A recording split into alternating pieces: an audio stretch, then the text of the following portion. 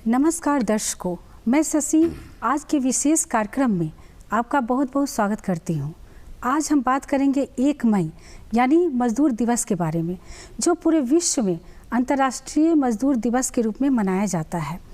इसमें मजदूर अपने हक की बात करते हैं और अपने साथ हो रहे अन्याय के खिलाफ आवाज़ उठाते हैं।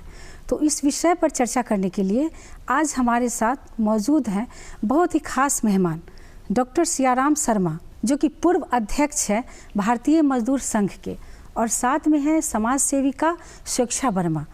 आप दोनों का बहुत बहुत स्वागत है हमारे कार्यक्रम में। सर, आपसे मैं ये जानना चाहूँगी, सर्वप्रथम मजदूर दिवस की शुरुआत कहाँ से हुई और कब हुई? आपका प्रश्न बहुत अच्छा है जी। मजदूर दिवस का शुरुआत अमेरिका में हुआ। वहाँ के कर्मचारी 14-15 घंटा काम करते थे। इसी मांग को लेकर वहाँ संगठन बना और संगठन के लोगों ने 1 मई 1886 को जी वहाँ एक कार्यक्रम रखा प्रदर्शन का, और उसी प्रदर्शन में संख्या बल करीब 10,000 से ऊपर हो गए। चार्टर ऑफ डिमांड क्या था? एक मांग था काम का घंटा कम हो, यानी 8 घंटा काम का मांग था। काम वहां पर 14 घंटा के आसपास होता था। स्वाभाविक है कि जब संख्या बल अधिक होगी तो नारे लगेंगे जी। और उसके बाद फिर कुछ धक्का धुक्की होगा। ये भी जब परिस्थिति बनता है तो फिर लाठीचार्ज हुई और उसके बाद वहां गोलियां चल गई। जी जी। स्वाभाविक है कि जब गोली चल जाएगी तो मरने वालों की संख्या भी होगी। बिल्कुल। ऐसे संख्या जो सरकार बताती है वो बताती है कि करीब 10 के आसपास मजदूरों का वहाँ गोली लग गई, उनका मौत हो गया। और ये घटनाक्रम यानी 8 घंटा काम और वहाँ प्रदर्शन के दिन ये जो घटनाक्रम हो गया गोली चलने का, जो कंट्रोल नहीं हुआ, नियंत्रण नहीं हुआ, ये कारण बना मजदूर दिवस का। उसके ठीक 3 बरस बाद जी जितने भी वामपंथी और समाजवादी लोग थे उन्होंने इस दिवस को मनाना शुरू किया। जी जी। समझ गए ना? 3 बरस के बाद जी 1 मई को ये दिवस मनाना शुरू किया जी। और उन्होंने अपना चार्टर ऑफ डिमांड 8 घंटा ही रखा और उसके साथ कुछ और चार्टर ऑफ डिमांड जुड़ते चला जाता है ट्रेड यूनियन में, दो जुटा। स्वाभाविक है कि ये मांग पत्र बन गया और ये अंतर्राष्ट्रीय हो गया और आज के तारीख में लगभग 88 देश 1 मई को इस दिवस को मनाते हैं। जी। लेकिन सर, ये हमारे भारत में इसकी शुरुआत कब से हुई? काफ़ी साल पहले भारत में शुरुआत हुई इसके साथ, तो कब से हुई और किस जगह से हुई? आपका प्रश्न पुनः बहुत सुंदर है। जी जी। 1 मई 1923 को मद्रास में एक श्रम संगठन, मद्रास लेबर यूनियन, वहाँ का श्रम संगठन ने ये दिवस मनाने के लिए निर्धारित किया और अपना लाल झंडा पहली बार लगाया। उसमें वामपंथ और समाजवादी दोनों विचारधारा के लोग थे। जी जी। और पहली बार लाल झंडा जो आप देखते हैं, लाल झंडा का उन्होंने भारत में 1923 में 1 मई 1923 को पहली बार मद्रास में प्रयोग किया जी। और भारत में 1923 से ये दिवस अब पूरे देश में सभी राज्यों में प्राय सभी मुख्यालयों पर या सभी उद्योग धंधों में या उससे भी अब नीचे आप आ जाएं तो स्कूल कॉलेज में भी इस पर विचार गोष्ठी, संगोष्ठी वगैरह अब हो गया। यानी ये देश में 1923 से मनाने वाला भारत का में ये कार्यक्रम हुआ। जी जी। तो सर, ये जानना चाहूँगी कि क्या ये जो मजदूर दिवस मनाया जाता है तो इसका इतिहास काफ़ी दर्दनाक रहा है? जहां तक प्रश्न उठता है दर्दनाक का, जब कोई मजदूर, कोई भी व्यक्ति मांग पत्र लेकर कहीं भी मांग लेने जाता है तो वो उत्साह में रहता है, उसका एक अपना दर्द रहता है, उसकी एक अपनी इच्छा होती है, उसकी एक संगठन शक्ति होती है, उसका सोचने का तरीका अलग होता है। और उसके बाद लाठी चल जाए, गोली चल जाए, कुछ मौत हो जाए तो स्वाभाविक है कि स्थिति तो दर्दनाक ही होगी ना। जी जी बिल्कुल। और ये तभी अनुभव किया जा सकता है कि खुद वो व्यक्ति अनुभव करता हो, पर लाठी नहीं लगा तो उसको अनुभव उतना नहीं होगा, लेकिन जिसके शरीर पर लाठी लग जाता है, चोट लग जाता है तो अनुभव होगा तो दर्दनाक तो होगी। और कहीं भी धरना प्रदर्शन आप देखेंगे, जहां भी पुलिस के द्वारा लाठीचार्ज होती है या किसी भी तरह का कोई इस तरह का उत्पात होता है तो स्वाभाविक है कि वो एक समाज में अमिट छाप छोड़ देती है और उसके बाद से फिर कुछ नए अध्याय जुट जाते हैं। तो ट्रेड यूनियन के इतिहास में ये शिकागो वाली जो घटना घटी, ये एक अमिट छाप छोड़ दी है। जी जी जी बिल्कुल बिल्कुल। तो स्वेच्छा जी, मैं आपके पास आना चाहूँगी अगला सवाल लेकर के कि कार्यस्थल पर स्वास्थ्य और उनकी जो स्वास्थ्य से संबंधित जो भी बातें होती हैं वो क्यों जरूरी हैं, आप इस पर थोड़ा प्रकाश डालें। जी, कार्यस्थल पर सुरक्षा और स्वास्थ्य का एक बहुत ही बड़ा एक अहम भूमिका है।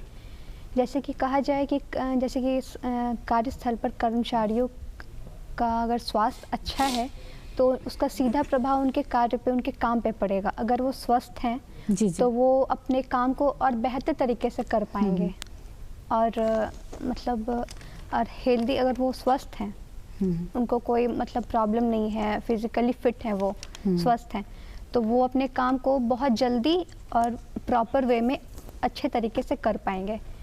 और एक और बात ये भी है कि अगर कार्यस्थल पे सेफ्टी बहुत अच्छे से इसका ध्यान रखा गया है, सुरक्षा का, तो वहाँ पे मतलब दुर्घटनाएं होने की संभावना बहुत ही कम क्या मतलब समझ सकते हैं, हम कह सकते हैं कि नहीं ही होती है।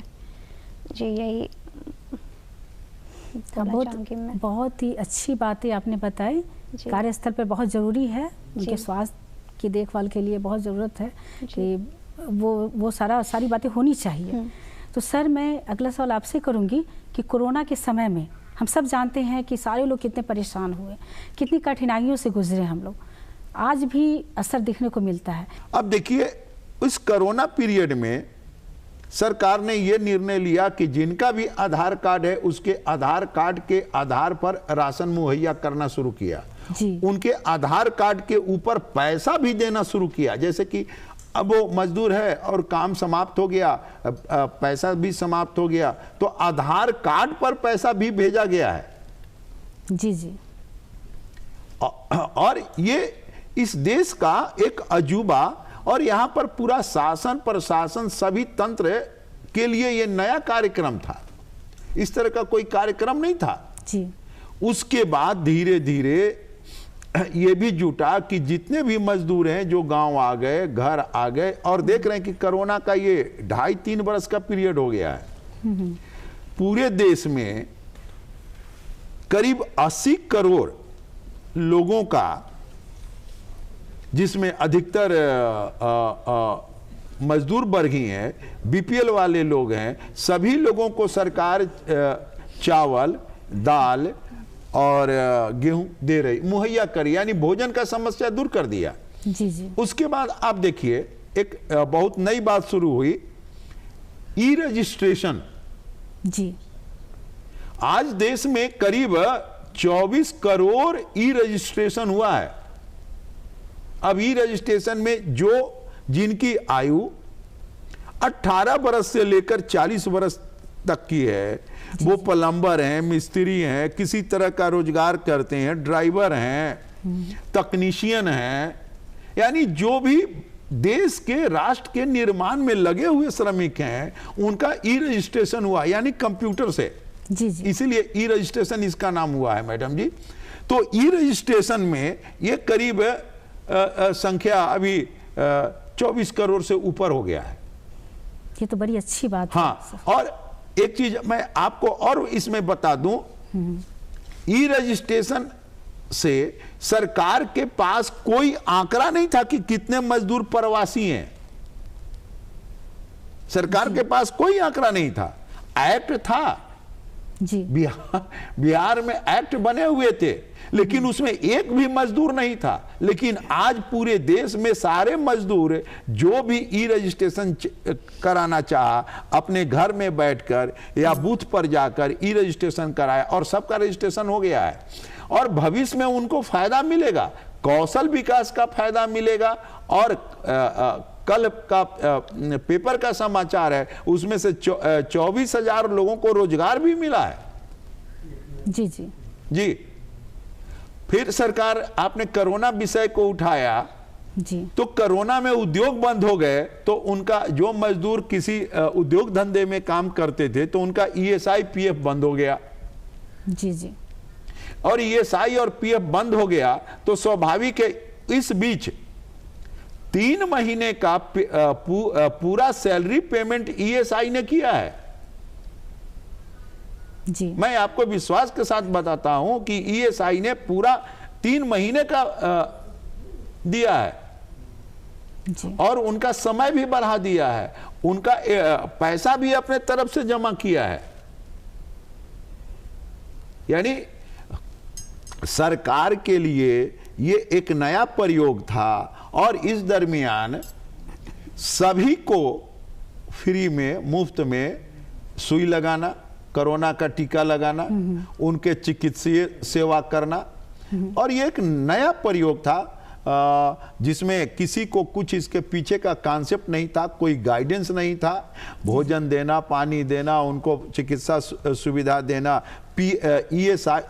पीएफ भी इस दरमियान बहुत सारे लोगों को पैसा निकालने का सुविधा दे दिया। जी जी, तो इस तरह की बहुत सुविधाएं प्रदान की गई। कोरोना पीरियड में कोरोना के चलते होने वाले घाटे के बाद सरकार ने प्रदान किया है। तो क्या स्वास्थ्य संबंधी सेवाएं भी जो हमारे मजदूर भाइयों को चाहिए, वो सारी सेवाएं सरकार द्वारा इन्हें मिली, प्रदान की गई? सर, आपका ये प्रश्न भी अच्छा प्रश्न है, मैं इस पर काम किया हूं। जी, रजिस्टर्ड जो भी कर्मचारी है, जी सर, जो किसी भी उद्योग में, निजी या सरकारी या अर्ध सरकारी किसी भी उद्योग में काम कर रहे हैं, जिनका ईएसआई कटता है, उसके लिए देश की तो बात छोड़ दीजिए, बिहार में भी भारत सरकार ने एक बहुत अच्छा मेडिकल कॉलेज खोल दिया है। जी, जो एम्स से कम सुविधा वहां नहीं है, बल्कि कुछ मामलों में, धन दौलत के मामलों में एम्स से ज्यादा सुविधा है। जिसका भी माँ बाप का ईएसआई कटता है, उनके बच्चों के लिए मेडिकल में डॉक्टर बनने के लिए बिहटा में 35 सीट है।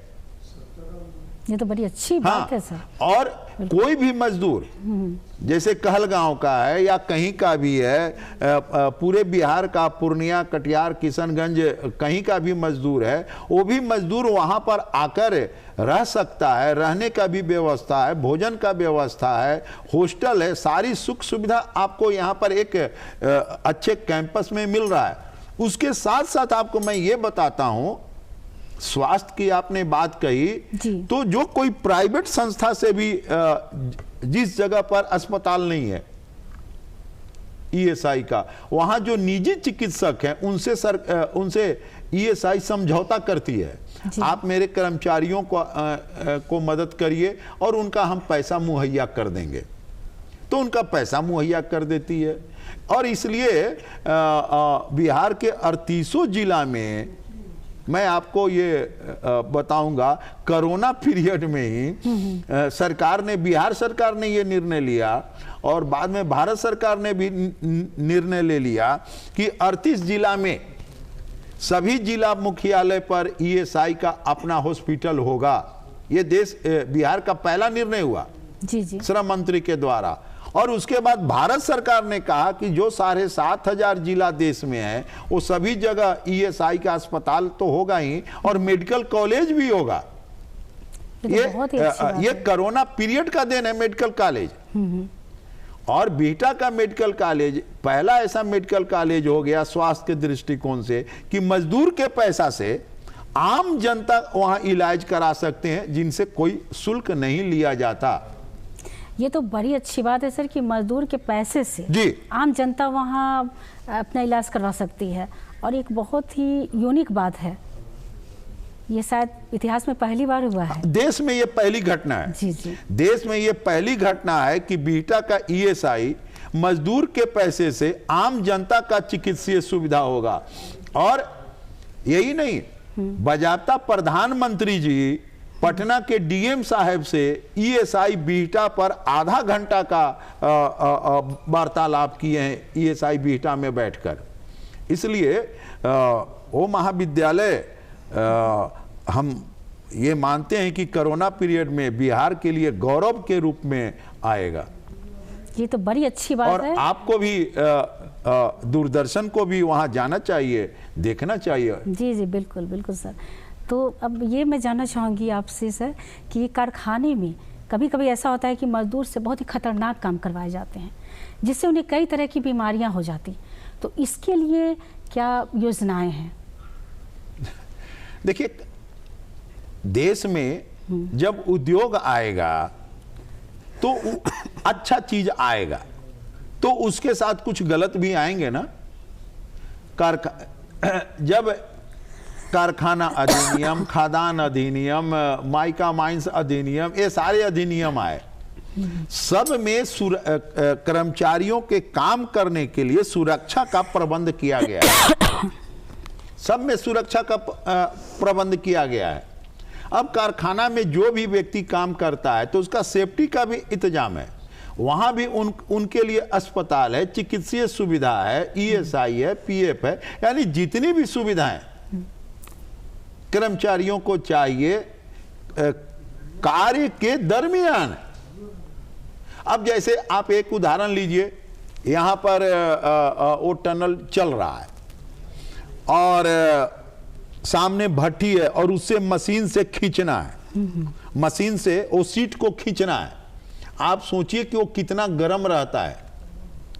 तो आधे घंटा एक मजदूर वहां काम करेगा जी जी, और आधा घंटा फिर वो साइड में बैठ के आराम करेगा, फिर आधा घंटा काम करेगा, आधा घंटा आराम करेगा।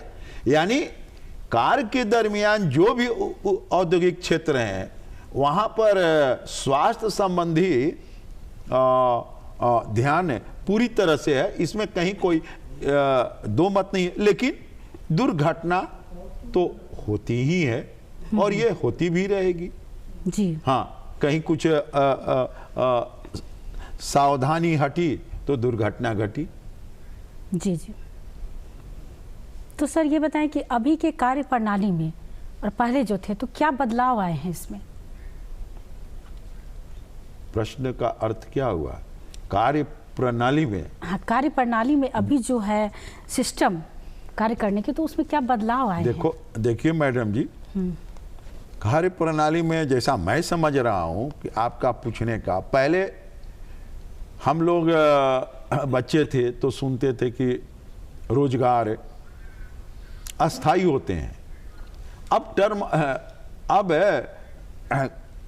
स्कीम वर्कर आ गए। स्कीम वो सरकार ने एक योजना लागू किया, जैसे मिड डे मील के लिए मिड डे मील आ गया, आंगनबाड़ी आ गया गांव के छोटे बच्चों के लिए पढ़ने पढ़ाने के लिए, गांव में गर्भवती महिलाओं के लिए स्वास्थ्य के लिए, उनके महिलाओं के चिकित्सा के लिए आशा बहनें आ गई जी, बाल बारी दीदी आ गई। इस तरह से बहुत सारी योजनाएं आ गई और ये रोजगार का एक अलग केंद्र बिंदु बन गया। फिर इसमें एक नया शब्द भी आ गया है, फिक्स टर्म एम्प्लॉयमेंट। जी, यानी इतना काम है, इतना काम आप कर दीजिए और उसके बाद आपका अस्थाई सेवा नहीं है।